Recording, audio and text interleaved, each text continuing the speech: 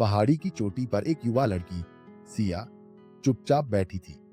उसकी आंखों में एक उलझन थी और चारों ओर घना कोहरा छाया हुआ था। सिया के हाथ में एक पुरानी जेब घड़ी थी जिसकी सुइयां अब भी रुक रुक कर चल रही थी। यह घड़ी उसके दादाजी की निशानी थी। जंगल की सर्द हवाओं ने सिया के बालों को हल्के से छू लिया। उसकी सांसें थमी हुई थी, जैसे समय उसी क्षण में जम गया हो। नीचे गांव में हलचल थी, जैसे वहां जीवन अपने ही रफ्तार में दौड़ रहा हो।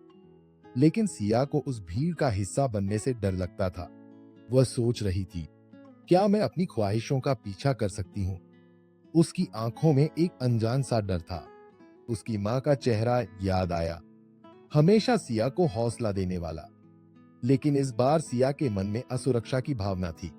अचानक उसकी नजर पास के पेड़ पर पड़ी। उसकी टहनियां हवा में नाच रही थीं, जैसे आजाद होकर मुस्कुरा रही हो। उसने महसूस किया जैसे पेड़ ने कहा हो, अपने डर को गले लगाओ और देखो नतीजा। उसके दिल में हल्की सी सुकून की लहर दौड़ गई। सिया ने गहरी सांस ली। उसकी आंखों में एक नई चमक उभरी। उसने घड़ी को प्यार से सहलाया और मुस्कुराई। उसकी आंखों में अब धुंधले बादल नहीं थे, बल्कि उम्मीद का एक सूरज चमक रहा था। उसने तय किया, मुझे कोशिश करनी होगी। वह चोटी से नीचे की ओर बढ़ी। कदम अब ज्यादा मजबूत और आत्मविश्वासी थे। हर कदम के साथ उसका संकोच धीरे धीरे घट रहा था। जंगल की पगडंडी पर चलते हुए उसने अपने भीतर बदलाव महसूस किया, जैसे उसके भीतर का डर पिघलकर आत्मविश्वास में बदल गया हो। गांव के नजदीक आते ही लोगों की आवाजें स्पष्ट होने लगी। वो अब उनसे घबराई नहीं, बल्कि उसे उनमें अपनापन महसूस हुआ।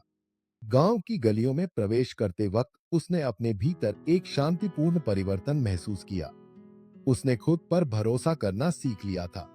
सिया ने घड़ी को अपनी जेब में रखा और आगे बढ़ गई। घड़ी अब सिर्फ समय नहीं, बल्कि उसकी यात्रा का प्रतीक बन चुकी थी। उसके कदम तेज हो गए, जैसे जीवन एक नई दिशा में बढ़ने को तैयार हो। वह जान गई थी कि डर हमेशा बुरा नहीं होता।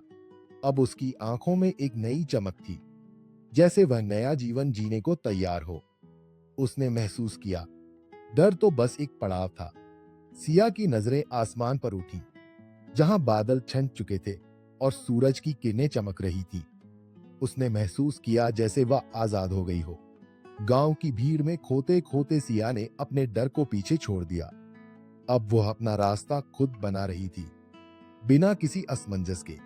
सिया ने महसूस किया कि डर और साहस एक ही सिक्के के दो पहलू हैं। उसने चुपचाप विचार किया, शायद यही जीवन का सार है। उसके मन में सवाल का हल मिल चुका था, जैसे पहाड़ की चोटी से सब साफ दिखाई देने लगा हो।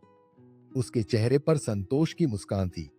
उसने आसमान की ओर देखा, जैसे खुद से वादा कर रही हो कि वह अपने सपनों का पीछा कभी नहीं छोड़ेगी।